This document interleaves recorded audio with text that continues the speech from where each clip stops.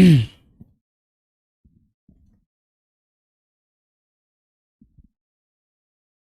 बच्चों, नमस्कार।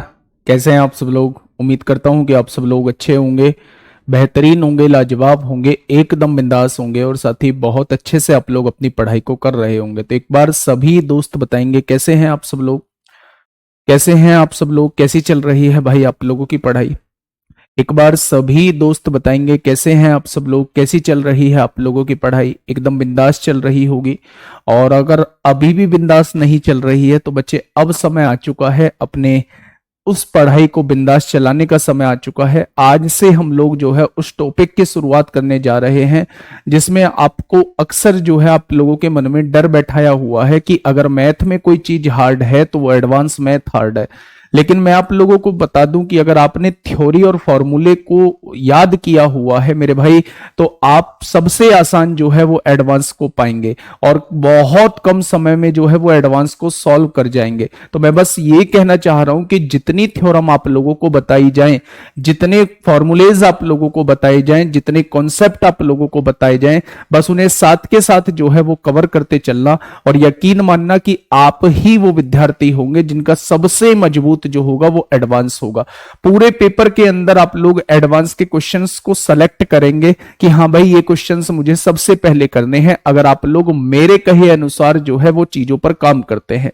सभी को मेरा प्यार भरा नमस्कार, सभी को राधे राधे, सभी को बहुत सारा धन्यवाद, बहुत सारा प्यार, बहुत सारा आशीर्वाद। जिन लोगों ने भी विश किया है, नहीं किया है, कोई मैटर नहीं है, पर उन सभी को बहुत सारा प्यार जो इस टाइम क्लास में मौजूद हैं या बाद में क्लास देख रहे होंगे। ठीक है भाई, चलिए बहुत शानदार। अब जो है प्लीज आप लोगों से रिक्वेस्ट है हाथ जोड़ के कि आप लोग जो है वो क्लास बीच में डिस्टर्ब मत करना, है ना? हाँ, क्लास बीच में डिस्टर्ब मत करना। एक शानदार तरीके से जो है वो हम लोग एडवांस मैथ की शुरुआत करेंगे और सच में यकीन मानना कि हम लोग एक एक चीज को बारीकी से पढ़ रहे होंगे, एक एक चीज को बारीकी से समझ रहे होंगे। ठीक है, तो अब आपने कभी भी, हाँ, अब आपने कभी भी ये बैच ज्वाइन किया हो, ये फर्जी सवाल अब मत पूछना कि मैंने कल ही बैच खरीदा है, मैंने परसों ही बैच खरीदा है। कोई मतलब नहीं है। आज से वो टॉपिक शुरू हो रहा है जिसका किसी दूसरे चैप्टर से कोई संबंध नहीं है। ठीक है, तो आपने पीछे का पढ़ा है या नहीं पढ़ा है वो मैटर ही नहीं करता, वो पढ़ना तो पड़ेगा लेकिन जैसे जैसे समय मिलता रहेगा वैसे वैसे उन चीजों को कवर करते रहना। आज से पूरी तरीके से, आज से पूरी तरीके से मेरे भाई हम लोग जो है वो क्या पढ़ने वाले हैं? आज से पूरी तरीके से हम लोग जो है वो बिल्कुल सेपरेट चीज आज हम लोग पढ़ने वाले हैं। ठीक है, चलिए शुरुआत करते हैं। हेडिंग आप लोग बनाइएगा मेरे भाई, हेडिंग आप लोग बनाइएगा मेंसुरेशन। हेडिंग आप लोग बनाइएगा, आज का टॉपिक जो है वो है हम लोगों का मेंसुरेशन। मेंसुरेशन मेरे भाई आज हम लोग पढ़ने वाले हैं और ये टॉपिक थोड़ा सा लेंदी है और इंटरेस्टिंग भी है। आप लोग इसके फॉर्मूले याद कर लेना और फॉर्मूले के बाद जो है आप लोगों को इसमें जरा सी भी परेशानी नहीं आएगी। मेंसुरेशन को हिंदी में कहा जाता है क्षेत्रमिति। आप किसी भी एग्जाम की तैयारी कर रहे हैं, ऐसा कोई एग्जाम नहीं बना जो बिना क्षेत्रमिति के आप लोगों से पूछ लिया जाए। क्षेत्रमिति होती है यानी कि कहीं ना कहीं नाम से आप लोगों को कंफर्म हो रहा होगा कि कुछ ना कुछ क्षेत्र के बारे में आप लोगों को नापना होगा, चाहे उसका क्षेत्रफल नापना हो, चाहे उसका एरिया नापना हो, चाहे उसका टोटल सरफेस एरिया नापना हो। यानी एक पर्टिकुलर एरिया का हमें ये चीज जो है वो मेजर करनी है, हमें नाम से कंफर्म हो रहा है। ठीक है भाई, अगर मैं बात करूं क्षेत्रमिति की तो मेरे भाई अगर मैं सीपीयू के अंदर बात करूं तो सीपीयू में 50 क्वेश्चन में से आप लोगों को 3 से 4 क्वेश्चन जो है 2D और 3D दोनों से मिला के आप लोगों को देखने को मिल जाएंगे। 3 से 4 क्वेश्चन जो है आपको 2D और 3D दोनों से मिल जाएंगे। हाँ, दूसरी बात यह है कि अगर आप सीजीएल में जाना चाहते हैं, सीजीएल का पेपर देना चाहते हैं, सीएचएसएल का पेपर देने जाते हैं तो 2 से 3 क्वेश्चन मेरे भाई वहां भी आप लोगों को देखने को मिल जाएंगे। कौन से? 2D और 3D से। ठीक है भाई, अगर मैं बात करूं कि मेंसुरेशन हम लोगों का हमने 2 पार्ट में डिवाइड किया हुआ है, ये पहला पार्ट है और ये जो है मेरा भाई दूसरा पार्ट है। बहुत सावधानी से पढ़ना। शुरू के दिन तो आज तो केवल थ्योरी पार्ट इसका कवर होगा, आज क्वेश्चंस की तरफ हम नहीं चलेंगे। थ्योरी पार्ट ज्यादा इंपॉर्टेंट है, उसे देख लेते हैं, बिल्कुल बेसिक देखते हैं।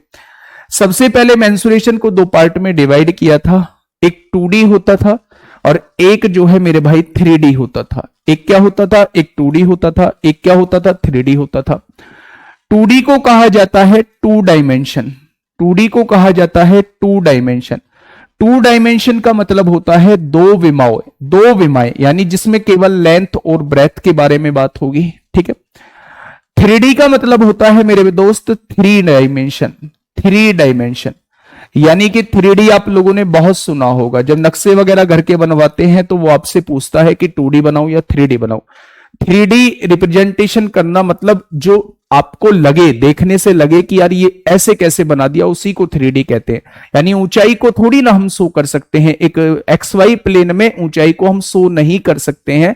तो 3D जो होता है उसमें 3 डायमेंशन होती हैं, बेसिक समझिए।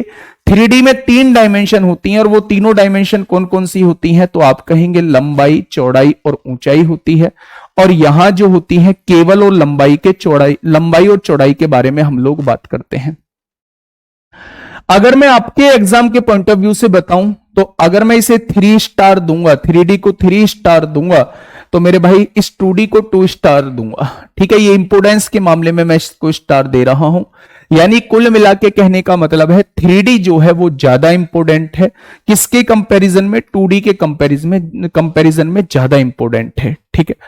2D के अंदर हम लोगों को कौन कौन से टॉपिक पढ़ने हैं, तो उन टॉपिकों के बारे में सबसे पहले लिखना स्टार्ट करिए, जिससे आप लोगों को अपने गोल के बारे में पता रहे कि 2D के अंदर हम सबसे पहले पढ़ने वाले हैं मेरे भाई ट्रायंगल पढ़ने वाले हैं, जिसे कहा जाता है त्रिभुज कहा जाता है। इसके ट्रायंगल के जस्ट बाद जो है हम लोग क्वाड्रिलेटरल पढ़ेंगे। भाई ट्रायंगल कितनी भुजाओं वाला होता है, 3 भुजाओं वाला। क्वाड्रिलेटरल कितनी भुजाओं वाला होता है, 4 भुजाओं वाला। अब ये क्वाड्रिलेटरल जो है इसे हम लोग क्या कहते हैं, इसे हम लोग चतुर्भुज कहते हैं। इसे हम लोग क्या कहते हैं, इसे हम लोग चतुर्भुज कहते हैं। अगर मैं क्वाड्रिलेटरल की बात करूं तो क्वाड्रिलेटरल भी अलग अलग टाइप के होते हैं। सबसे पहले क्वाड्रिलेटरल में हम लोगों को पढ़ना होगा जिसका नाम आप लोग बचपन से सुनते आए हैं, यानी कि सबसे पहले हम लोगों को पढ़ना होगा रेक्टेंगल क्या होता है, उसके बारे में हम लोगों को पढ़ना होगा। इसके बाद हम लोगों को देखना होगा स्क्वायर क्या होता है, यानी कि वर्ग क्या होता है, वर्ग क्या होता है उसके बारे में हम लोगों को पढ़ना होगा।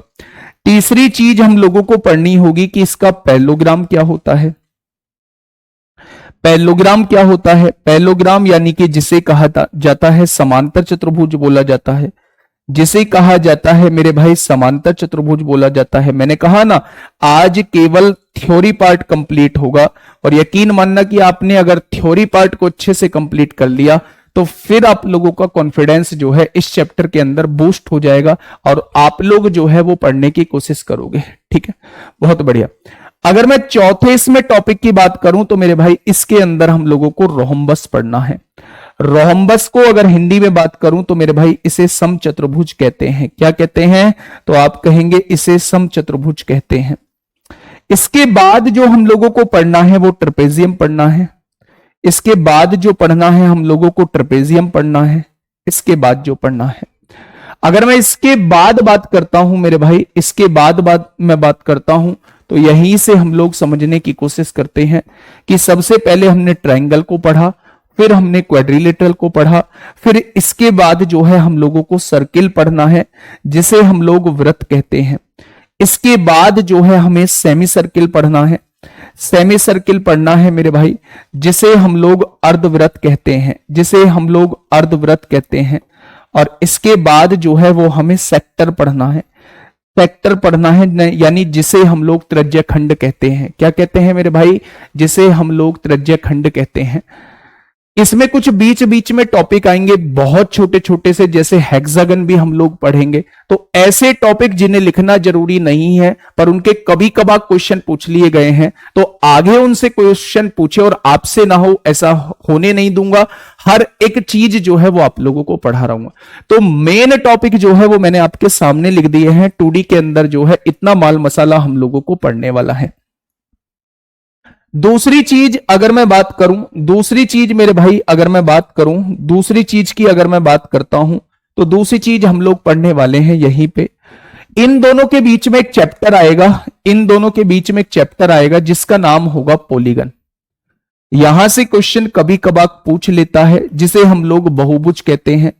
पढ़ना हमारे लिए इसलिए जरूरी है क्योंकि बहुत सारी चीजों की यहां खोज खत्म होती है कि त्रिभुज के तीनों कोनों का योग 180 डिग्री ही क्यों होता है। हाँ ठीक है। इसके बाद बात आती है भाई 3D की। तो 3D में सबसे पहले हम लोगों को क्या पढ़ना है? जब 3D होगी तो उसमें लंबाई, चौड़ाई और ऊंचाई के बारे में भी बात होगी। और 3D में हमें सबसे पहले पढ़ना है मेरे भाई क्यूबॉइड क्या होता है। क्यूबॉइड किसे कहा जाता है? तो हम कहेंगे घनाभ को कहा जाता है। दूसरी चीज अगर मैं यहीं पे बात करूं तो क्यूब क्या होता है, जिसे क्या बोला जाता है? घन बोला जाता है। और तीसरी चीज अगर मैं बात करूं तो मेरे भाई, तीसरी चीज अगर मैं बात करूं तो यहां बोला जाता है राइट सर्कुलर सिलेंडर क्या होता है। राइट सर्कुलर सिलेंडर क्या होता है, यानी जिसे कहा जाता है लंबवृत्तीय बेलन क्या होता है। भाई अभी शुरुआत में ना बोरिंग लगेंगे चीजें, अभी शुरुआत में चीजें बोरिंग लगेंगी, लेकिन यकीन मानना कि इसमें इंटरेस्ट जगाने का काम मैं कर रहा हूंगा। बस आप लोग बोर फील होके चैप्टर को छोड़ मत देना, नहीं तो चाहकर भी मेरे भाई कुछ नहीं कर पाऊंगा, चाहकर भी कुछ नहीं कर पाऊंगा। मैं कह रहा हूं कि आपने बहुत जगह पढ़ा होगा, अलग अलग टीचरों से पढ़ा होगा, बहुत सारी चीजें आपको समझ में आई होंगी, बहुत सारी चीजें नहीं समझ में आई होंगी। लेकिन अगर आप सीरियस होकर इस चैप्टर को पढ़ते हैं तो यकीन मानना कि यही एक ऐसा चैप्टर होगा जिसमें आप लोग अपने आप को सबसे मजबूत पा रहे होंगे, सबसे मजबूत पा रहे होंगे। तो अगर मैं बात करूं, आगे की बात करूं, तो स्फेयर के बाद हमें पढ़ना है हेमिस्फेयर पढ़ना है। हेमिस्फेयर में जो होता है वो अर्धगोला होता है। हेमिस्फेयर को जो बोला जाता है वो अर्धगोला मेरे भाई बोला जाता है। क्या बोला जाता है? अर्धगोला भाई बोला जाता है। ठीक। अगर मैं इसके बाद बात करूं तो होलो वगैरह सब उसी में पढ़ते रहेंगे। जैसे होलो सिलेंडर होता है तो राइट सर्कुलर सिलेंडर में ही पढ़ेंगे, होलो स्फेयर पढ़ना है तो इसमें ही पढ़ेंगे, होलो हेमिस्फेयर पढ़ना है, खोखला पढ़ना है तो वो इसी के अंदर हम लोग पढ़ने वाले हैं। इसके बाद जो आता है, जब हम किसी शंकु को काट देते हैं तो फ्रस्टम बनता है, फ्रस्टम ऑफ कॉन। यानी कि इसके बाद हम लोगों को पढ़ना है जिसे हिंदी में कहा जाता है छिन्नक, और छिन्नक से दूसरे नाम से मशहूर होता है उल्टी बाल्टी, से हम लोग बोलते हैं। क्या कहते हैं मेरे भाई? उल्टी बाल्टी हम लोग बोलते हैं। 8th की बात करूं तो 8th और 9th पे हम लोगों को इसके बाद पढ़ना है मेरे भाई प्रिज्म और पिरामिड हम लोगों को पढ़ना है। इन्हें हिंदी में भी प्रिज्म कहते हैं, इसे हिंदी में भी पिरामिड कहते हैं। तो ये सबसे ज्यादा इंपोर्टेंट है।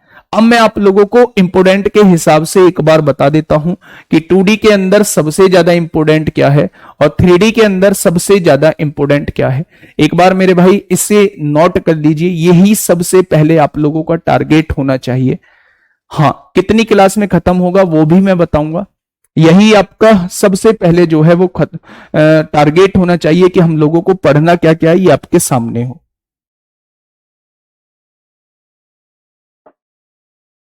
देखिए, अगर मैं बात करता हूं मेंसुरेशन को, मैंने बताया कि 2 पार्ट में हम लोगों ने डिवाइड किया है, एक 2D होता है, एक 3D होता है।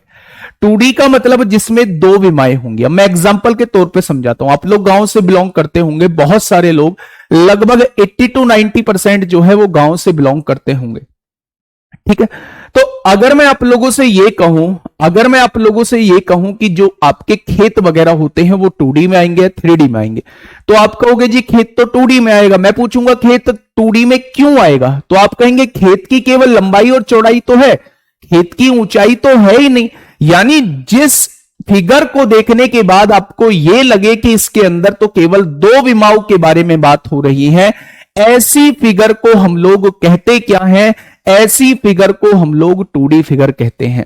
चाहे उसमें आप ट्रायंगल ले लो, चाहे उसमें आप क्वाड्रिलेटरल ले लो, चाहे उसमें आप हेक्सागन ले लो, चाहे उसमें आप सर्किल ले लो। लेकिन अगर ऐसी फिगर कोई आप लोगों के पास है जिसमें लेंथ, ब्रेथ और हाइट आप लोगों को दी हुई है, तो आपने कहा जी ठीक है, आपने 2D में एक एग्जाम्पल दिया था खेत, लेकिन 3D का आप एक एग्जाम्पल क्या, हाँ 3D का क्या एग्जाम्पल दोगे? तो भाई जिस कमरे के अंदर आप मौजूद हो, जिस कमरे के अंदर आप मौजूद हो, कॉपी पेन साइड में रखो, और जिस कमरे के अंदर आप मौजूद हो बगल में हाथ डाल के एक बार उस कमरे के चारों तरफ देखो कि वो कमरा कैसा है।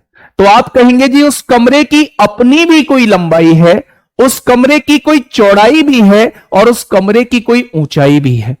यानी अगर मैं कमरे से रिलेटेड बात करता हूं तो कमरे की लेंथ भी हम लोगों को दी गई होगी, कमरे की ब्रेथ भी हम लोगों को दी गई होगी, और कमरे की हाइट भी हम लोगों को दी गई होगी। तो यहां तीन विमाओं के बारे में बात हो रही है। तो इस कमरे को ही हम लोग क्या कहते हैं कि ये 3D में आता है।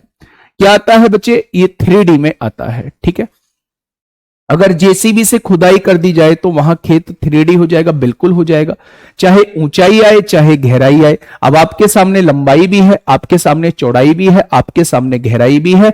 तो जब गड्ढा खोदा जाता है तो वो गड्ढा जो है वो बेलनाकार के रूप में कन्वर्ट हो जाता है।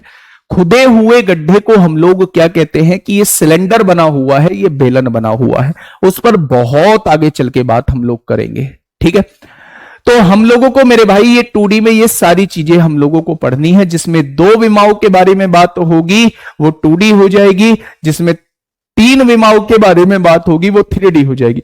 अगर जिस कमरे के अंदर आप लोग बैठे हुए हैं, जिस कमरे के अंदर आप लोग बैठे हुए हैं, अगर उस पूरे कमरे की बात करूं तो वो मेरे भाई 3D आएगी।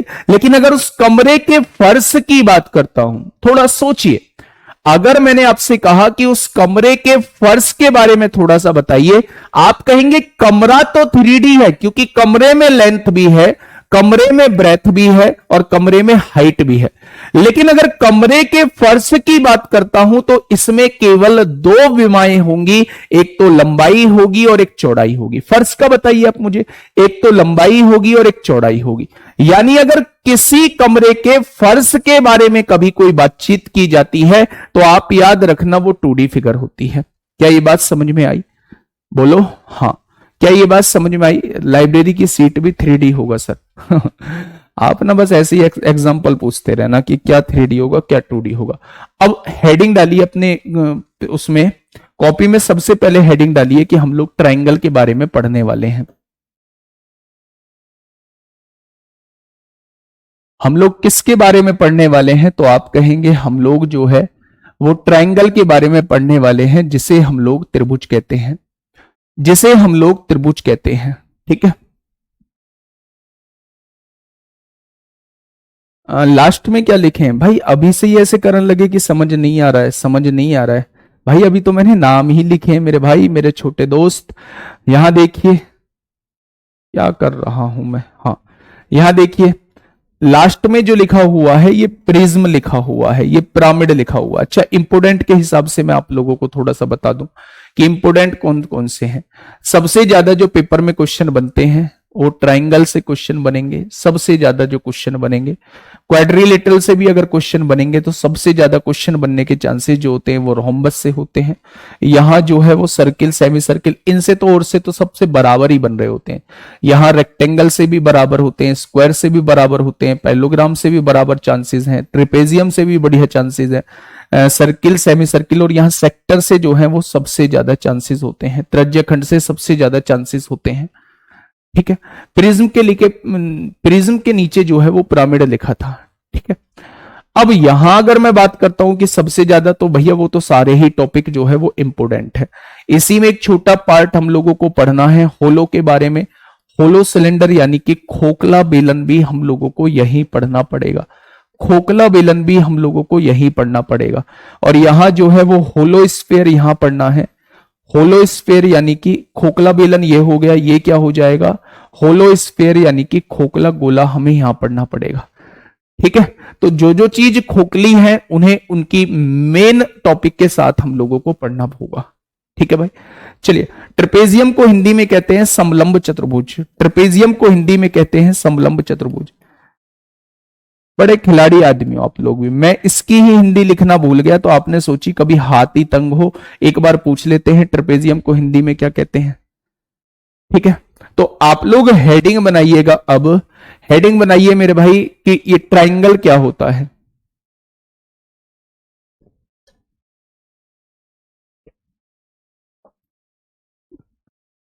ट्राइंगल क्या होता है? सबसे पहले एक सुंदर सी फोटो बनाइए। ये जो है ये एक ट्रायंगल होता है, इसके बारे में लिखिए थोड़ा सा। मैं आपसे कहूं तीन भुजाओं से मिलकर बनी कोई भी बंद आकृति, तीन भुजाओं से मिलकर, थ्री साइड से मिलकर बनी कोई भी क्लोज्ड फिगर, उसे हम लोग ट्रायंगल कहते हैं। तीन भुजाओं से मिलकर बनी कोई भी, तीन भुजाओं से मिलकर बनी कोई भी बंद आकृति, उसे हम लोग त्रिभुज कहते हैं। क्या जब भी हम लोगों को तीन साइड देगा हमेशा त्रिभुज बनेगा? मान लो मैंने जो है वो ये लिखी हुई है, ध्यान से सुनना।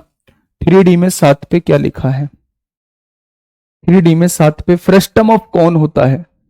फ्रस्टम ऑफ कौन होता है मेरे भाई? छिन्नक होता है, छिन्नक होता है। ठीक है। अगर मैं आप लोगों से कहूं क्या जब भी वो मुझे तीन भुजा देगा, क्या जब भी वो मुझे तीन भुजा देगा तो क्या हमेशा त्रिभुज बनेगा?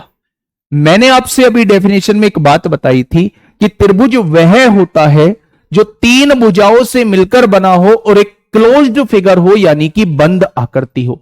उसे हम लोग क्या कहते हैं भाई? उसे हम लोग जो है वो त्रिभुज कहते हैं। तो मैंने आप लोगों से कहा क्या जब भी आपको वो तीन साइड देगा, जब भी वो तीन साइड देगा क्या हमेशा त्रिभुज बनेगा? तो आप कहेंगे जी ऐसा पॉसिबल नहीं है। क्या ये वाली भुजाएं त्रिभुज बना पाएंगी? तो मैं कहूंगा ये वाली भुजाएं कभी भी त्रिभुज नहीं बना पाएंगी।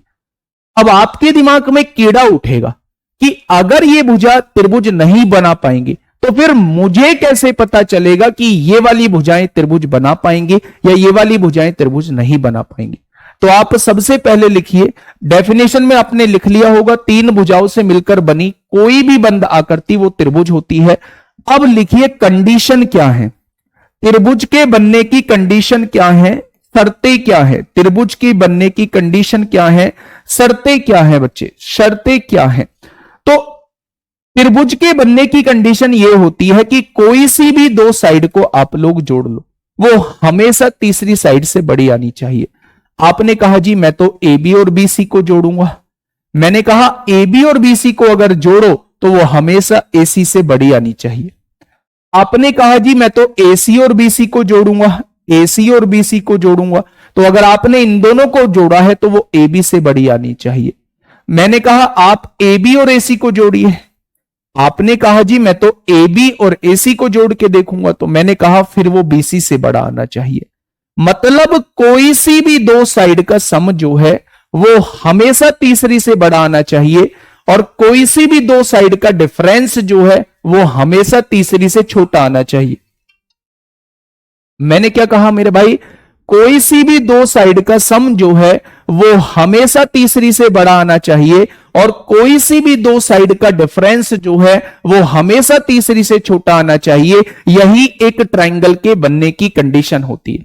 लेकिन जब मैं आप लोगों को ये वाली साइड्स दिखाता हूं कि क्या ये ट्रायंगल को बना पाएंगी, तो आपने कहा कि जब मैंने इन दोनों को जोड़ा तो ये तीसरी से बड़ी नहीं आई। दोनों को जोड़ा तो 11, क्या 11 जो है वो तीसरी से बड़ा है? बिल्कुल भी नहीं है। अगर नहीं है तो ये वाली भुजाएं कभी भी त्रिभुज नहीं बना पाएंगे। ये वाली भुजाएं जो है वो कभी भी त्रिभुज नहीं बना पाएंगी। तो अगर कोई जीवन में आप लोगों से ये कहता है कि भाई साहब त्रिभुज के बनने की कंडीशन क्या है, क्या अगर मैं आपको तीन साइड दे दूं तो क्या आप लोग हमेशा त्रिभुज बना दोगे? तो आप कहना जी ये कंडीशन चेक करने के बाद पता चलेगा कि त्रिभुज बनेगा या नहीं। हमेशा त्रिभुज बने ऐसा पॉसिबल नहीं है, ऐसा पॉसिबल नहीं है हमेशा त्रिभुज बने। तो कोई सी भी दो साइड्स का जो सम होता है, कोई सी भी दो साइड्स का सम जो होता है वो तीसरी से बड़ा होता है। कोई सी भी दो साइड का डिफरेंस जो होता है वो हमेशा तीसरी से छोटा होता है। ये बात समझ में आ गई क्या? क्या त्रिभुज के बनने की कंडीशन भी समझ में आ गई? पहली कंडीशन त्रिभुज होता क्या है आपने बताया, तीन भुजाओं से मिलकर बनी कोई भी क्लोज्ड फिगर उसे हम लोग ट्रायंगल या त्रिभुज कहते हैं। मैंने कहा कि क्या हमेशा त्रिभुज बनेगा अगर मैं आपको तीन साइड दूं? तो आपने कहा जी नहीं, मैं चेक करूंगा अगर दो साइड का सम जो है वो तीसरी से बड़ा आ रहा है, हमेशा बड़ा आ रहा है, तो वो साइड्स जो है वो ट्रायंगल को बना पाएंगी। और अगर दो साइड का सम जो है वो तीसरी से बड़ा नहीं आ रहा है तो मेरे दोस्त ट्रायंगल बनने की कंडीशन होती ही नहीं है। ठीक है, जैसे हम लोगों ने सम के केस में इस कंडीशन को देखा है, ठीक वैसे ही हम लोग जो है वो डिफरेंस के केस में देख रहे होंगे। सर अगर दो साइड का सम थर्ड के इक्वल हो जाए, बिल्कुल भी नहीं, बिल्कुल भी नहीं बनेगा। फिर हम लोगों का वो राइट एंगल ट्रायंगल बन रहा होगा। अगर दो साइड का सम जो है, दो साइड का सम जो है वो तीसरी के बराबर हो जाए तो राइट एंगल भी नहीं बनेगा, त्रिभुज बनेगा ही नहीं। दो साइड का सम जो है वो हमेशा तीसरी से बड़ा होना चाहिए, चाहे बराबर हो चाहे छोटा हो, उस केस में हम लोगों का ट्रायंगल नहीं बनेगा। ठीक है, तो मेरे भाई अगर सम के केस में कहे तो आप इस बात को दिखा देना, डिफरेंस के केस में कहे तो आप इस बात को दिखा देना। फर्क इतना है कि सम के केस में दो साइड का सम हमेशा तीसरी से बड़ा होता है और डिफरेंस के केस में दो साइड का डिफरेंस हमेशा तीसरी से छोटा होता है। तो हमारी ये कंडीशन हो चुकी है। अब आप लिखिए नेक्स्ट पेज पे, आप लोग लिखिए क्लासिफिकेशन कैसे करते हैं। चलो जी, त्रिभुज बन भी गया, अब त्रिभुज का वर्गीकरण कैसे करेंगे। Classification of triangle.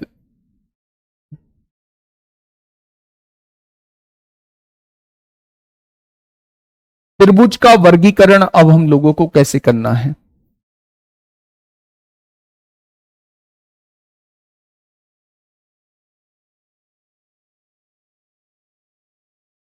त्रिभुज का वर्गीकरण अब हम लोगों को करना है। ठीक है, अब ध्यान से सुनना भाई मेरी बात को, मैं कहना क्या चाह रहा हूं आप लोगों से। मैंने कहा ये आप लोगों के पास एक त्रिभुज है, आपने कहा जी बिल्कुल सही बात है, आपने ये त्रिभुज बनाया, ये त्रिभुज है, इसमें भुजाएं कितनी है मेरे दोस्त। सर आपके द्वारा इस चैप्टर के ऑल फॉर्मूले चार्ट मिल सकते हैं, बिल्कुल मिलेंगे सर जी, दो भुजाओं का डिफरेंस तो छोटा है। हाँ मैंने, भाई आप समझने की कोशिश करो, जब भी हम सम के केस में लेंगे दो साइड्स का सम जो है वो हमेशा तीसरी साइड से बड़ा आएगा, दो साइड का डिफरेंस जो है वो हमेशा तीसरी से छोटा आएगा। डिफरेंस जो होगा वो तीसरी साइड से छोटा होगा और सम जो होगा वो तीसरी साइड के बराबर, तीसरी साइड से बड़ा होगा। अगर इक्वल आ जाता है तो उस केस में भी हम लोगों का ट्रायंगल नहीं बनेगा। ठीक है, अब क्लासिफिकेशन कैसे करना है।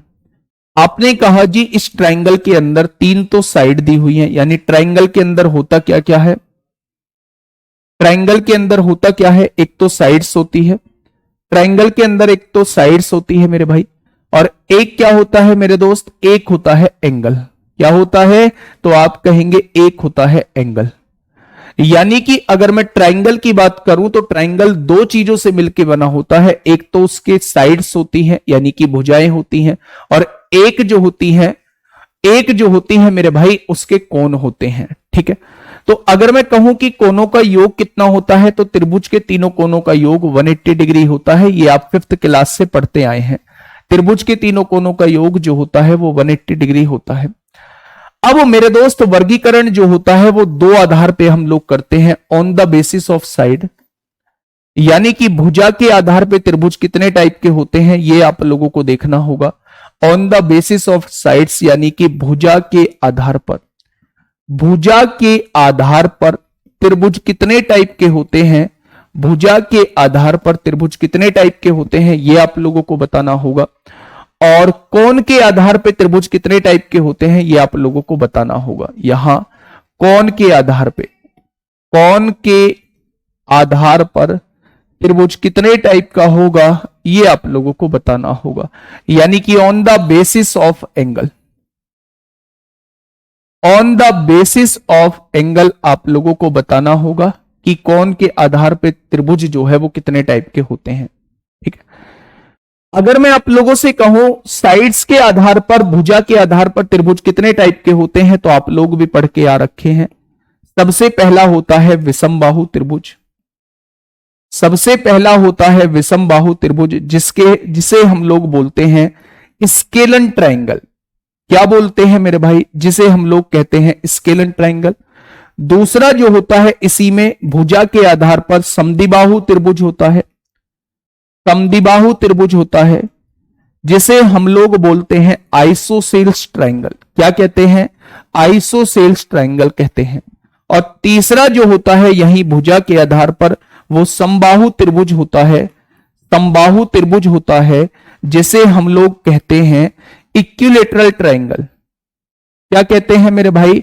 तो आप कहेंगे इक्विलेटरल ट्रायंगल हम लोग बोलते हैं। तो ये क्या लिखा है मैंने? भुजा के आधार पे त्रिभुज जो है वो कितने टाइप के होते हैं? तो आप कहेंगे 3 टाइप के होते हैं। पहला जो होता है वो विषम बाहु त्रिभुज होता है जिसे हम लोग स्केलन ट्रायंगल कहते हैं। दूसरा जो होता है वो समद्विबाहु त्रिभुज होता है जिसे हम लोग आइसोसेल्स ट्रायंगल कहते हैं। और तीसरा जो होता है वो समबाहु त्रिभुज होता है जिसे हम लोग इक्विलेटरल ट्रायंगल कहते हैं। ठीक है भाई। अगर यहां एंगल के आधार पे मैं आप लोगों से पूछूं कि एंगल के आधार पे त्रिभुज कितने टाइप के होते हैं, तो यहां भी आप लोग 3 टाइप के लिख लेना। सबसे पहला होता है एक्यूट एंगल ट्रायंगल। सबसे पहला होता है मेरे भाई एक्यूट एंगल ट्रायंगल, जिसे कहा जाता है न्यून कोण। न्यून कोण त्रिभुज जिसे बोला जाता है। क्या बोला जाता है? न्यून कोण त्रिभुज जिसे बोला जाता है। दूसरा जो होता है वो होता है राइट एंगल ट्रायंगल। दूसरा जो होता है वो राइट एंगल ट्रायंगल होता है मेरे भाई, जिसे हम लोग बोलते हैं समकोण त्रिभुज। जिसे हम लोग क्या बोलते हैं? जिसे हम लोग बोलते हैं समकोण त्रिभुज। और लास्ट जो होता है इसमें ऑब्ट्यूस एंगल ट्रायंगल होता है। ऑब्ट्यूस एंगल ट्रायंगल होता है जिसे हम लोग बोलते हैं अधिक कोण त्रिभुज। जिसे हम लोग बोलते हैं अधिक कोण त्रिभुज। क्या बोलते हैं? तो आप मेरे साथ बोलोगे, अधिक कोण त्रिभुज बोलते हैं। फटाफट से इसे नोट करो, फटाफट से इसे नोट करो। फिर इसके बारे में थोड़ा सा आप लोगों को बता देता हूं कि एक्चुअल में चीजें होती क्या हैं। फटाफट से इसे नोट करो, फिर इसके बारे में थोड़ा सा आप लोगों को बता देता हूं कि एक्चुअल में ये चीजें होती क्या हैं। भाई क्वेश्चन आप लोगों से बनेंगे अगर आपने थ्योरी पार्ट को थोड़ा सा क्लियर कर लिया, थ्योरी पार्ट अच्छे से पढ़ लिया। थोड़ा सा टाइम तो लेगा, ये चैप्टर टाइम तो लेगा, लेकिन मैं इस बात का भरोसा आप लोगों को दिलाता हूं कि आप क्वेश्चन पे अटेम्प्ट लेना सीख जाएंगे, आप क्वेश्चन को बनाना सीख जाएंगे मेरे भाई। ठीक है, देखिए कर लिया नोट। अब देखना बारी बारी से समझना। मैं ना बहुत मतलब चीजें किस तरीके से आप लोगों को याद रहेंगे उस तरीके से आप लोगों को लेके चल रहा हूं। कैसे? मैंने कहा सबसे पहले मेंसुरेशन को कितने पार्ट में डिवाइड किया, मेरे साथ बोलना। आपने कहा 2 पार्ट में, एक 2D और एक 3D। मैंने कहा दोनों में डिफरेंस क्या है? आपने कहा केवल विमाओं का डिफरेंस है, डायमेंशन का डिफरेंस है। एक में 2 डायमेंशन होते हैं, एक में 3 डायमेंशन होते हैं। मैंने कहा कि 2D में क्या क्या पढ़ना है? आपने कहा त्रिभुज पढ़ने हैं, सारे चतुर्भुज पढ़ने हैं, वृत्त पढ़ना है, अर्धवृत्त पढ़ना है, त्रिज्यखंड सेक्टर पढ़ना है। मैंने कहा 3D में क्या क्या पढ़ना है? आपने कहा ऐसी सभी फिगर्स के बारे में पढ़ना है जिसमें 3 डायमेंशन होंगी, लेंथ भी होगी, ब्रेथ भी होगी और हाइट भी होगी। ये चीज आपने मुझे बताई। मैंने कहा ठीक है, अभी तो ये आपने इंट्रोडक्शन दे दिया। मैं आपसे पूछूं कि ट्राइंगल होता क्या है, तो आपने कहा ट्राइंगल मतलब ट्राई मतलब 3 और एंगल मतलब कोण। 3 भुजाओं से मिलकर बनी कोई भी क्लोज्ड फिगर, उसे हम लोग क्या कहते हैं? उसे हम लोग ट्राइंगल कहते हैं। अब ट्राइंगल की डेफिनेशन आप लोगों को पता चल गई। आपने खुद मुझे बताया कि 3 भुजाओं से मिलकर बनी कोई भी बंद आकृति उसे त्रिभुज कहते हैं। तो मैंने आपसे काउंटर क्वेश्चन एक किया कि अगर मैं आपको 3 भुजाएं दे दूं तो क्या आप हमेशा त्रिभुज बना दोगे? आपने कहा जी नहीं, कंडीशन होती है त्रिभुज बनने की। अगर 2 साइड का सम जो है वो तीसरी से बड़ा आ रहा है, या फिर 2 साइड का डिफरेंस जो है वो तीसरी से छोटा आ रहा है, तो उस केस में ही हम लोग ट्राइंगल बना पाएंगे। अगर ये कंडीशन हम लोगों की फुलफिल नहीं होती है तो हम जो है वो ट्राइंगल नहीं बना पाएंगे। ठीक है, ये बात समझ में आई। अब ट्रायंगल की बनने की कंडीशन भी हम लोगों को पता चल गई है। भाई साहब ट्रायंगल अब हमारा बन चुका है। जब ट्रायंगल बन चुका है तो मैंने आपको बताया ट्रायंगल में 2 चीजें होती हैं, एंगल होते हैं और साइड होती हैं। हम ट्रायंगल का क्लासिफिकेशन, ट्रायंगल को बांटते कितने तरीके से हैं? 2 तरीके से बांटते हैं। या तो भुजा के आधार पर कितने टाइप के होते हैं, साइड्स के बेसिस पर कितने टाइप के होते हैं, या फिर एंगल के बेसिस पर कितने टाइप के होते हैं। जब मैंने साइड्स के बेसिस पर आप लोगों को बताया तो सबसे पहला स्केलन ट्रायंगल यानी कि विषम बाहु त्रिभुज, दूसरा समद्विबाहु त्रिभुज जिसे आइसोसेल्स ट्रायंगल कहा जाता है, और तीसरा समबाहु त्रिभुज जिसे हम लोग इक्विलेटरल ट्रायंगल कहते हैं। अगर मैं कोण के आधार पे बात करूं, कोण तो एक न्यून कोण होता है, एक समकोण होता है, एक अधिक कोण होता है। कोण वाले में सबके साथ कोण लगा होगा और बाहु मतलब भुजा वाले में सबके साथ बाहु लगा होगा। ये आपकी पहचान है। अगर भुजा के आधार पर बांट रहे हो तो सबके साथ बाहु लगा होगा, अगर कोण के आधार पर बांट रहे हो तो सबके साथ कोण लगा होगा। ठीक है, ये बात समझ में आई? हेडिंग डालिए एक्यूट एंगल ट्राइंगल। बहुत छोटी सी बात आप लोगों को बताऊंगा। Acute angle triangle, acute angle triangle, acute angle triangle जिसे कहते हैं न्यून कोण त्रिभुज। एक्यूट एंगल ट्राइंगल जिसे हम लोग कहते हैं न्यून कोण त्रिभुज। क्या कहते हैं? न्यून कोण त्रिभुज। हाँ, अब देखिए थोड़ा सा ध्यान से सुनिएगा। मैंने कहा एक भुजा दी हुई है 3 सेंटीमीटर, एक भुजा दी हुई है 5 सेंटीमीटर और एक भुजा दी हुई है 7 सेंटीमीटर। ये 3 भुजा दी गई है। आप मुझे ये बताइए, आप मुझे ये बताइए कि क्या ये भुजाएं जो हैं वो त्रिभुज बना पाएंगी? क्या ये भुजाएं जो हैं वो त्रिभुज बना पाएंगी? तो आप कहेंगे बिल्कुल हाँ सर जी क्लियर है, अब तक तो बेटा आगे भी क्लियर होगा। क्या ये त्रिभुज बना पाएंगे? आपने कहा दो भुजाओं का योग तीसरी से बड़ा है, इन दोनों भुजाओं का योग इससे बड़ा है, इन दोनों भुजाओं का योग इससे बड़ा है, तो सारी भुजाओं का योग जो है, सारी भुजाओं का योग जो है वो तीसरी से बड़ा आ रहा है, तो ऐसे केस में त्रिभुज बनेगा। ठीक है, मैंने कहा एक तो आप इनका स्क्वायर करिए, 3 का स्क्वायर किया 9 आया, 5 का स्क्वायर किया 25 आया और 7 का स्क्वायर किया 49 आया। ये निकल के आया है। इसका एग्जाम्पल दूसरा ले लीजिए तो बच्चा ऑब्ट्यूस का हो जाएगा। आगे देखना थोड़ा सा ध्यान से। मैंने कहा 8 सेंटीमीटर ले दिया, बहुत बढ़िया। मैंने ले दिया 9 सेंटीमीटर ले दिया, ठीक है। और मैंने जो है 81 और 64, हाँ तीसरी से बड़ी आएगी, हाँ ये ले दी मैंने 10 सेंटीमीटर ले दिया। अब मुझे ये बताइए क्या ये त्रिभुज बना पाएंगे? तो आपने कहा जी बिल्कुल बना पाएंगे। कोई सी भी दो साइड्स का सम 9 और 8 17 10 से बड़ा है, 9 और 10 19 8 से बड़ा है, 8 और 10 18 9 से बड़ा है। मैंने कहा कि ये त्रिभुज अगर बन गया है तो 3 साइड से कैसे पहचानेंगे कि ये एक्यूट एंगल ट्राइंगल है? तो आपने कहा जी स्क्वायर करके देख लो। 8 का स्क्वायर कितना होता है? 64 होता है। 9 का स्क्वायर कितना होता है? 81 होता है। और 10 का स्क्वायर कितना होता है? 100 होता है। यही तो होता है।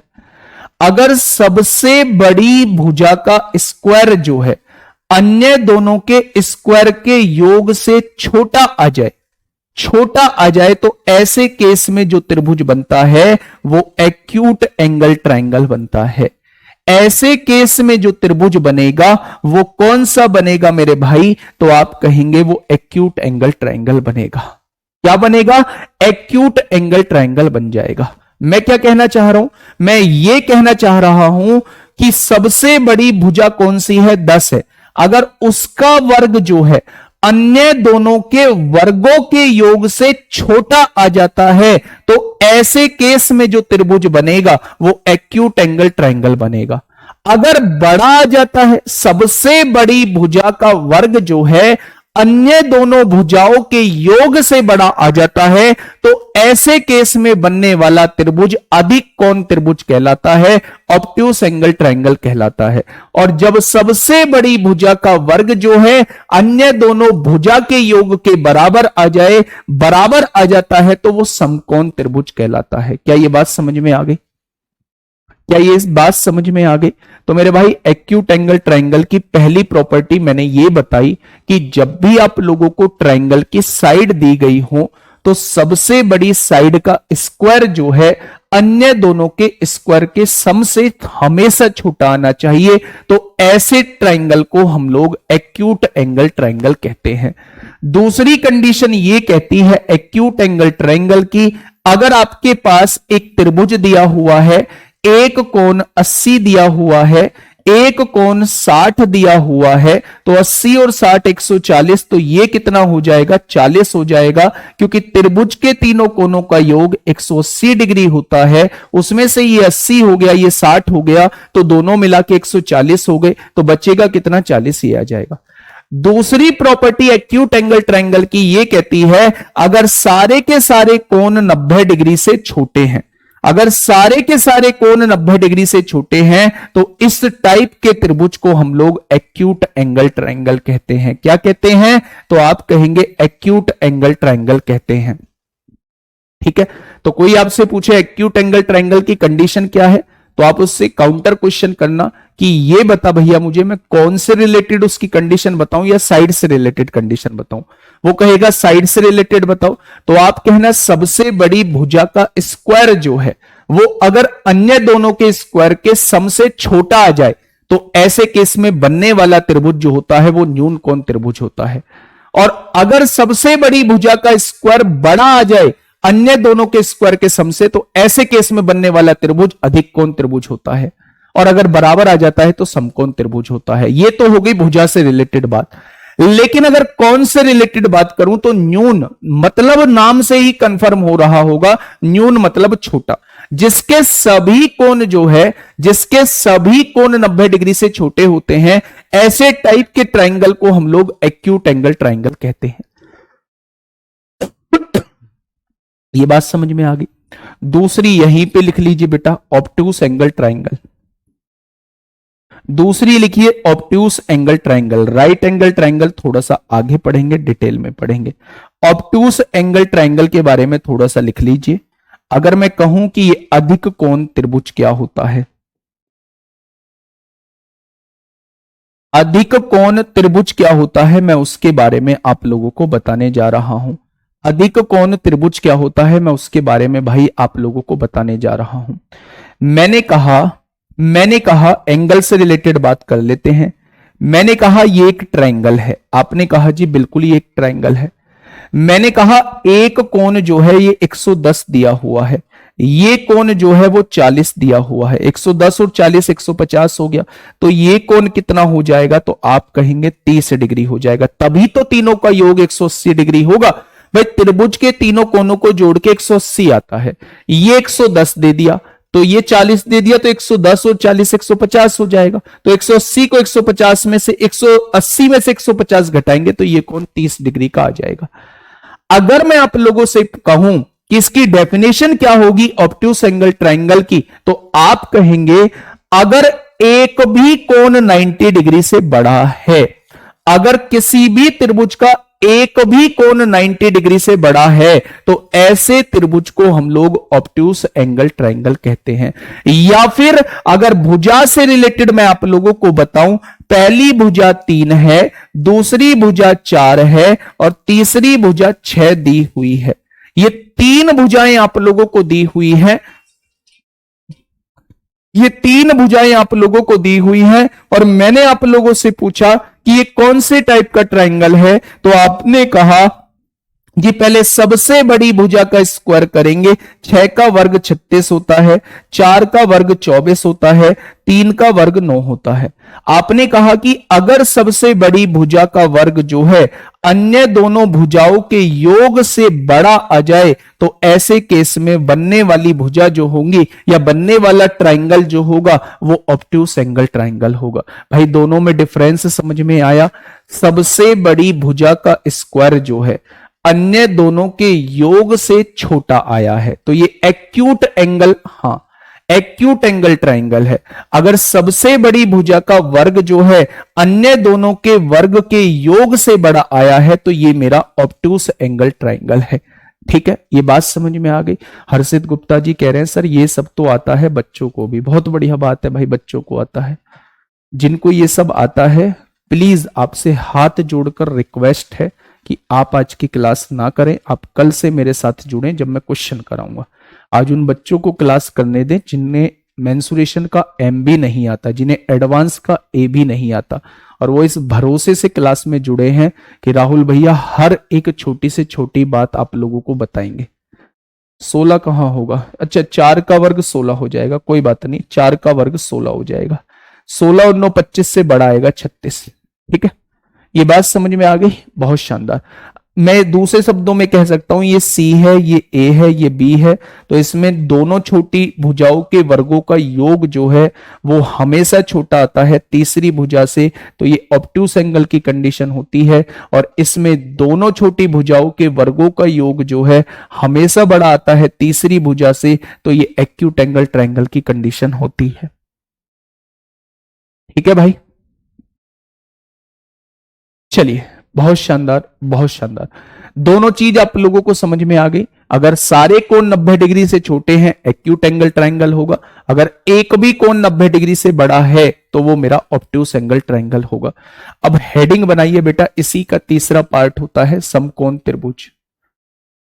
इसी का तीसरा पार्ट होता है समकोण त्रिभुज। इसी का तीसरा पार्ट होता है समकोण त्रिभुज। फटाफट बताइए, बताइए। देखिए, समकोण त्रिभुज नाम भी कंफर्म हो रहा होगा। सम मतलब समान, कोण मतलब कोण, जिसके सम मतलब एक कोण जो है वो 90 डिग्री का होता है, जिसका एक कोण जो है वो 90 डिग्री का होता है, ऐसे टाइप के त्रिभुज को हम लोग क्या कहते हैं? ऐसे टाइप के त्रिभुज को हम लोग समकोण त्रिभुज कहते हैं या राइट एंगल ट्रायंगल कहते हैं। ठीक है,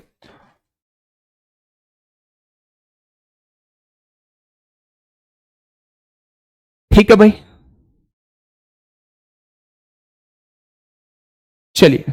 हाँ, देखिए अब यहां आइए, मैंने कहा आप लोगों से एक कोण 90 डिग्री का होगा। आप मुझे ये बताइए दोनों कोण कितने के रहेंगे?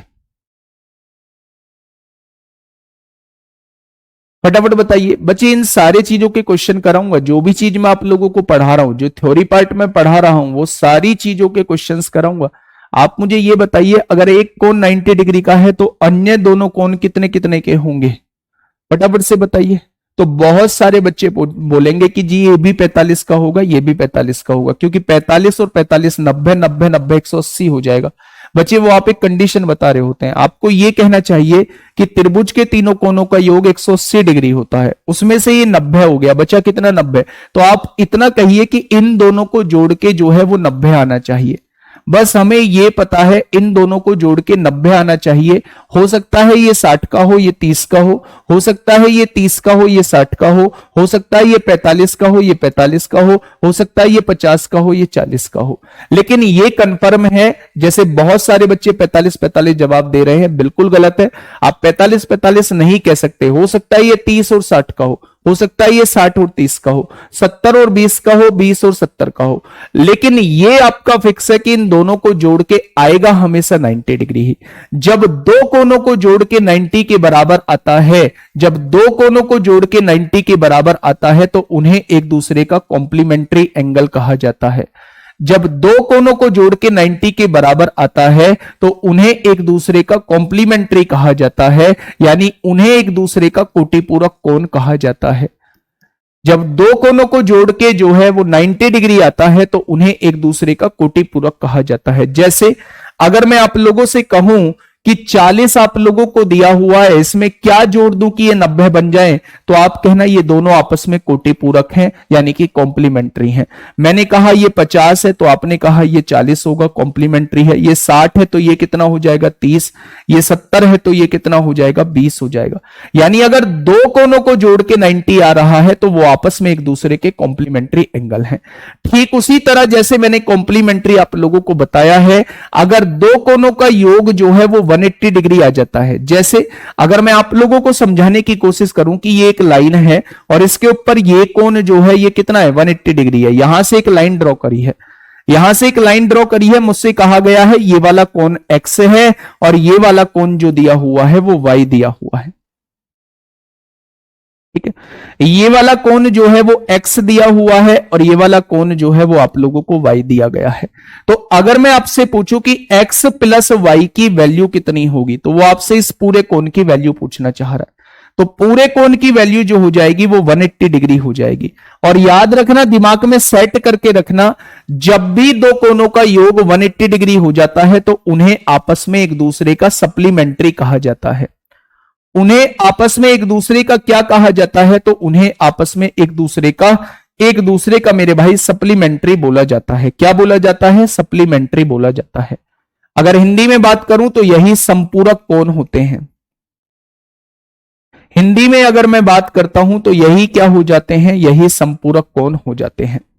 ठीक है, क्या ये दोनों बात समझ में आ गई? आपने सबसे कहा हाँ ज्योमिति में आता है, लेकिन अभी जब राइट एंगल ट्रायंगल की बात चल रही थी तो ये दोनों बात जो है मैं आपको यही बता देता हूं। ज्योमेट्री का पार्ट जरूर है, लेकिन जब मैंने राइट एंगल ट्रायंगल अलग से टॉपिक डलवा रहा हूं तो मेरे भाई ये जो है हम मेंसुरेशन में ही पढ़ लेंगे। मैं आप लोगों से बता दूं कि जब भी दो कोनों का योग जो है वो 90 के बराबर होता है तो इस टाइप की प्रॉपर्टी को हम कॉम्प्लीमेंट्री कहते हैं, इस टाइप के कोनों को हम कॉम्प्लीमेंट्री कहते हैं। और जब दो एंगल्स का सम जो है वो 180 डिग्री रहता है तो इस टाइप के, हाँ इस टाइप के बेटा कोण को हम लोग क्या कहते हैं? वो सप्लीमेंट्री कहते हैं। ठीक है, बहुत बढ़िया, चलिए बहुत शानदार। अब हम लोग जो है वो बहुत बेसिक सी चीज मैं आप लोगों को बताने जा रहा हूं, शायद इतनी बेसिक चीज बताने जा रहा हूं कि बहुत सारे बच्चे जो है ये कहेंगे जी इतनी बेसिक भी मत बताइए नहीं तो मामला बिगड़ जाएगा। लेकिन कोई बात नहीं बेटा, कह रहे हैं कहने दो, कोई बात नहीं। ये है आप लोगों के सामने राइट एंगल ट्रायंगल, और राइट एंगल ट्रायंगल में ये वाला कोण दिया हुआ है 90 डिग्री। सबसे पहले 90 के सामने वाला जो होता है, हिंदी मीडियम वाले याद रखेंगे इसी को कर्ण कहा जाता है, इंग्लिश मीडियम वाले याद रखेंगे इसी को हाइपोटेनस कहा जाता है। इसी को क्या कहा जाता है? हाइपोटेनस कहा जाता है। इसमें एक जो होती है ये हाइपोटेनस हो गया, ये एक परपेंडिकुलर होता है, एक बेस होता है। परपेंडिकुलर और बेस किस बात पे डिपेंड करता है? थीटा पे डिपेंड करता है। अगर थीटा आप इसे लोगे तो इसके सामने वाला ये परपेंडिकुलर बन जाएगा, ये बेस बन जाएगा। और अगर थीटा आप बदल देते हो, ये कहोगे थीटा मैं इसे लूंगा तो ये परपेंडिकुलर बन जाएगा, ये बेस बन जाएगा। तो कोई आपसे पूछे जी परपेंडिकुलर और बेस फिक्स होते हैं, तो आप कहना बिल्कुल नहीं होते, ये थीटा पर डिपेंड करते हैं। थीटा के सामने वाले को परपेंडिकुलर कहते हैं और थीटा से जुड़ी हुई भुजा को हम लोग बेस कहते हैं। थीटा से जुड़ी हुई भुजा को हम लोग बेस कहते हैं। अगर थीटा इसे मान लूंगा तो इसके सामने वाला ये परपेंडिकुलर हो जाएगा, ये बेस हो जाएगा। ठीक, अब देखना थोड़ा सा ध्यान से समझना। हाँ, अगर मैं आप लोगों से कहूं कि ये पाइथागोरस थ्योरम क्या होती है, सबसे पहले मैं आप लोगों को बताने जा रहा हूं ये पाइथागोरस थ्योरम क्या होती है। पाइथागोरस थ्योरम क्या होती है, तो आप लोग अपनी कॉपी में याद रखने के लिए एक बात लिखना, पाइथागोरस थ्योरम जो हमेशा लगती है वो समकोण त्रिभुज पर लगती है, यानी राइट एंगल ट्रायंगल पे लगती है। समकोण त्रिभुज पर हम लोग इसे लगा रहे होते हैं। कब हमारे दिमाग में आएगा कि अब जो है वो पाइथागोरस थ्योरम लगेगी, तो आप कहेंगे जब दो साइड जो है वो गिवन हो, दो साइड गिवन हो किसी भी राइट एंगल ट्रायंगल की, और थर्ड साइड जो है वो आप लोगों से पूछी जाए, तीसरी साइड जो है वो आप लोगों से पूछी जाए, तो ऐसे केस में हम लोग पाइथागोरस थ्योरम लगा रहे होते हैं। ऐसे केस में हम लोग पाइथागोरस थ्योरम लगा रहे होते हैं। क्या ये बात क्लियर है? बहुत बढ़िया। अब मैंने दो चीज आप लोगों को बताई थी। मैंने आप लोगों से कहा था अगर सबसे बड़ी भुजा का स्क्वायर जो है अन्य दोनों भुजा के स्क्वायर के योग से छोटा आ जाता है, तो ऐसे टाइप को त्रिभुज को हम न्यून कोण त्रिभुज कहते हैं। अगर सबसे बड़ी भुजा का स्क्वायर जो है वो अन्य दोनों भुजाओं के वर्गों के योग से बड़ा आता है, तो इस टाइप के त्रिभुज को हम लोग ऑब्ट्यूस एंगल ट्रायंगल कहते हैं। यानी छोटा भी हम लोग पढ़ चुके हैं, बड़ा भी हम लोग पढ़ चुके हैं। तो आप याद रखिए, जब सबसे बड़ी भुजा का स्क्वायर अन्य दोनों भुजा के वर्गों के योग के बराबर आ जाता है, तो ऐसे टाइप के त्रिभुज को हम लोग समकोण त्रिभुज कहते हैं। जैसे एग्जाम्पल के तौर पे 5 12 13, एग्जाम्पल के तौर पे 5 12 13। आपने कहा जी ये कैसा ट्रायंगल होगा, तो मैंने कहा सबसे बड़ी भुजा का वर्ग कर दो, आपने कहा 169 हो जाएगा। मैंने कहा इससे छोटी भुजा का वर्ग कर दो 144, और इसका वर्ग करेंगे 25। अगर अन्य दोनों भुजा के वर्गों का योग जो है वो सबसे बड़ी भुजा के वर्ग के बराबर आ जाए, तो ऐसे टाइप के ट्रायंगल को हम लोग राइट एंगल ट्रायंगल कहते हैं। ऐसे टाइप के ट्रायंगल को हम लोग समकोण त्रिभुज कहते हैं। और ये जो साइड आप लोगों को दी हुई है समकोण त्रिभुज की, इन्हें ही हम लोग ट्रिपलेट कहते हैं। समकोण त्रिभुज की भुजाओं को ही क्या कहा जाता है? समकोण त्रिभुज की भुजाओं को ही ट्रिपलेट कहा जाता है। अब कुछ ट्रिपलेट मैं आप लोगों के सामने लिख रहा हूं, कुछ ट्रिपलेट मैं आप लोगों के सामने लिख रहा हूं, वो जस्ट इसलिए लिख रहा हूं मेरे भाई, जिससे जो बहुत फ्रीक्वेंटली यूज होते हैं। कैसे? अगर मैं आप लोगों से कहूं, सबसे पहले हेडिंग डालिए ट्रिपलेट। पाइथागोरस थ्योरम भी आप लोगों को बताऊंगा कि पाइथागोरस थ्योरम होती क्या है। पाइथागोरस थ्योरम ये कहती है, ध्यान से सुनना, लगेगी कहां? सबसे पहले आप कहेंगे समकोण त्रिभुज पर लगेगी, ठीक है।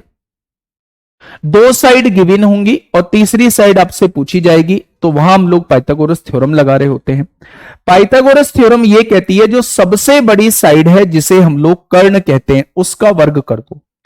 अगर वो अन्य दोनों के वर्गों के योग के बराबर आ जाए, वर्गों के योग के बराबर आ जाए, तो इसी को हम लोग क्या कहते हैं? इसी को हम लोग पाइथागोरस थ्योरम कहते हैं।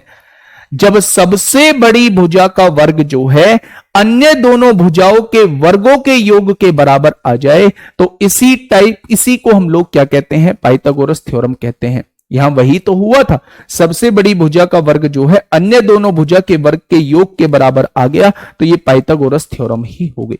यहां पे कोई सी भी दो चीज वो आपको देगा और तीसरी चीज आपसे निकलवाने के लिए कहेगा। इसीलिए मैंने यहां लिखा है कि दो साइड देगा, तीसरी साइड पूछेगा, तो कोई सी भी दो साइड देगा और तीसरी साइड आप लोगों से पूछ रहा होगा, तो वहां क्या लगा देना है? वहां पाइथागोरस थ्योरम लगा देनी है, ठीक है। अगर मैं आप लोगों से कहूं ट्रिपलेट लिखिएगा अपनी कॉपी में, इस पॉइंट को थोड़ा सा ध्यान से देखिएगा। ट्रिपलेट सबसे पहले होते क्या है? सबसे बड़ी भुजा का वर्ग जो है अगर अन्य दो भुजाओं के वर्गों के योग के बराबर आ जाए, तो ऐसी भुजाओं को हम लोग समकोण त्रिभुज की भुजा कहते हैं और ऐसी भुजाओं को हम लोग ट्रिपलेट कह रहे होते हैं। कुछ ट्रिपलेट आप लोगों को भी याद होंगे। अगर मैं ये कहता हूं कि ये 3 4 5 जो है, क्या ये ट्रिपलेट है? तो आपने कहा जी बिल्कुल ट्रिपलेट है। 5 का वर्ग 25 होता है, 4 का वर्ग 16, 3 का वर्ग 9, 16 और 9 इसके वर्ग के बराबर, तो ये 25 हो जाएगा, ठीक है। 3 4 5 ट्रिपलेट होता है। अगला मैं देखूं क्या 5 12 13 होता है, तो आप इसे सेटिस्फाई करा लेना। 13 का वर्ग 169, 12 का वर्ग 144, 5 का वर्ग 25 144 और 25 169 हो जाएगा, ठीक है। अगर मैं आपसे कहूं भैया जी 7 24 25 होता है क्या, तो आप कहना जी बिल्कुल होता है। ठीक उसी तरह मैं आपसे पूछूं 8 15 17 होता है क्या, आपने कहा जी बिल्कुल होता है। मैंने कहा 9 40 41 होता है क्या, आपने कहा जी बिल्कुल होता है। मैंने पूछा 11 60 61 होता है क्या, तो आपने कहा जी बिल्कुल होता है। आगे मैंने पूछा कि 12 35 37 होता है क्या, आपने कहा जी बिल्कुल होता है। मैंने कहा मेरे भाई कि 20 21 29 होता है, तो आपने कहा जी बिल्कुल होता है। तो ये कुछ ट्रिपलेट हैं, इन्हें आप लोग अपनी कॉपी में छाप दीजिए, ठीक है। इन्हें आप लोग जो है अपनी कॉपी में छाप दीजिए। ये यूज कहां होते हैं? बहुत बड़े बड़े क्वेश्चंस को छोटा करने का काम ये कर रहे होते हैं। कैसे? आपको मान लो दो साइड्स दी हुई है किसी भी ट्राइंगल की, एक 7 दी हुई है, एक 25 दी हुई है, एक 7 दी हुई है, एक 25 दी हुई है। दो साइड्स आप लोगों को दी हुई है, एक 7 दी हुई है, एक 25 दी हुई है। तो आप पाइथागोरस थ्योरम लगाने की आपको आवश्यकता नहीं है। अगर आपको ट्रिपलेट याद है तो आप कहेंगे 7 24 25 का ट्रिपलेट होता है। ये 7 है, ये 25 है, तो तीसरी 100% 24 होगी अगर वो राइट एंगल ट्राइंगल की साइड्स आप लोगों को दी हुई है। अगर आप लोगों को ये याद है कि 11 60 61 का ट्रिपलेट होता है, आपको एक भुजा 60 दी है, एक भुजा 61 दी है और वो राइट एंगल ट्राइंगल है, तो आप कहेंगे जी तीसरी भुजा निकालने की जरूरत नहीं है, 11 होगी, ठीक है। तो ये कुछ लिख लीजिए आप जैसे जैसे हम लोगों के सामने आते रहेंगे, इस पेज को खाली छोड़ देना। जहां आपने ये लिखे हैं इस पेज को खाली छोड़ देना। जैसे जैसे ट्रिपलेट हम लोगों के सामने आते रहेंगे भाई, वैसे वैसे जो है उन ट्रिपलेट को इसमें हम लोग लिखते रहेंगे और सारे ट्रिपलेट जो है वो हम लोगों के याद हो जाएंगे फिर, ठीक है। हाँ, एक बच्चा पूछ रहा है जी 6 8 10 क्या ट्रिपलेट है? तो भैया आप यहां देखिए, अगर किसी ट्रिपलेट में किसी कॉमन संख्या की गुणा करते हैं, मान लो आपने 2 की गुणा कर दी, तो पहले में 2 की गुणा करी तो 6 बन गया, दूसरे में 2 की गुणा करी तो 8 बन गया, तीसरे में 2 की गुणा करी तो 10 बन गया। तो अगर किसी कॉमन संख्या की गुणा करी है किसी भी ट्रिपलेट में, तो बनने वाली वैल्यू भी ये भी ट्रिपलेट ही होंगी, ये भी ट्रिपलेट ही होंगी। ठीक है, अगर आप 3 की गुणा करते हैं, 3 तिया 9 हो गया, 4 तिया 12 हो गया, 5 तिया 15 हो गया, तो ये भी ट्रिपलेट ही आप लोगों के सामने लिखा हुआ है। ठीक है, बस इनको आप लोग याद रखना। यूटिलाइज कैसे करना है इन ट्रिपलेट का वो मैं आप लोगों को बताऊंगा। क्वेश्चन को पढ़ने के बाद इनकी फील कैसे आनी चाहिए वो मैं आप लोगों को बताऊंगा। बस आप ये ट्रिपलेट जो है वो मेरे भाई याद रख लेना। ठीक है, तो पाइथागोरस थ्योरम आपको समझ में आ गई होगी। सबसे बड़ी साइड का स्क्वायर जो है अन्य दोनों साइड के स्क्वायर के सम के इक्वल आ जाता है, तो वो पाइथागोरस थ्योरम होती है। लगती कब है? जब दो साइड्स गिवन हो, एक साइड हम लोगों से पूछी जाए तो इसे लगा देंगे। लगती कहां है? समकोण त्रिभुज पर हमेशा दोस्त लग रही होती है। ठीक है, ये बात समझ में आ गई क्या? राइट एंगल ट्रायंगल की बातें समझ में आ गई? बहुत बढ़िया, बहुत शानदार। अब जब राइट एंगल ट्रायंगल की चीजें हम लोग पढ़ रहे हैं तो यहीं पे हम लोग थोड़ा सा इसके बारे में और जान लेते हैं। सबसे पहले इसके क्षेत्रफल के बारे में जानते हैं हम लोग। इसका क्षेत्रफल क्या होता है? राइट एंगल ट्रायंगल का एरिया क्या होता है? एरिया क्या होता है? इसके अंतःवृत्त की त्रिज्या हम लोग पूछते हैं। अंतःवृत्त की त्रिज्या हम लोग पूछते हैं कि राइट एंगल ट्रायंगल अगर हमें दिया हुआ है तो उसके अंतःवृत्त की त्रिज्या क्या होगी, यानी कि इन सर्किल की रेडियस क्या होगी, इन सर्किल की रेडियस क्या होगी। दूसरा हम लोग परिवृत्त की त्रिज्या हम लोग पूछ लेते हैं। दूसरा हम लोग परिवृत्त की त्रिज्या हम लोग पूछ लेते हैं, यानी कि रेडियस ऑफ सर्कम सर्किल या सर्कम रेडियस कितनी होगी। सर्कम रेडियस जो है इसकी कितनी होगी, सर्कम रेडियस जो है इसकी कितनी हो जाएगी। तो ये तीन चीज हम लोग जो है इस राइट एंगल ट्रायंगल की पढ़ लेते हैं।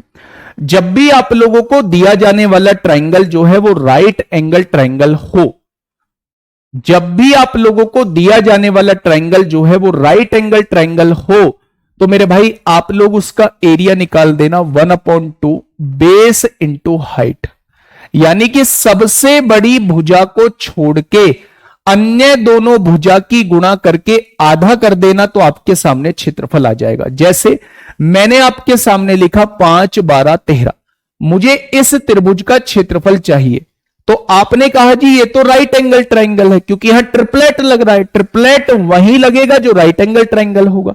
तो राइट एंगल ट्रायंगल में सबसे बड़ी भुजा छोड़ दो, अगर इसका एरिया निकालोगे तो इन दोनों के गुणनफल का आधा ही इसका एरिया होता है, यानी कि इस केस में 30 इस क्वेश्चन का जवाब हो जाएगा।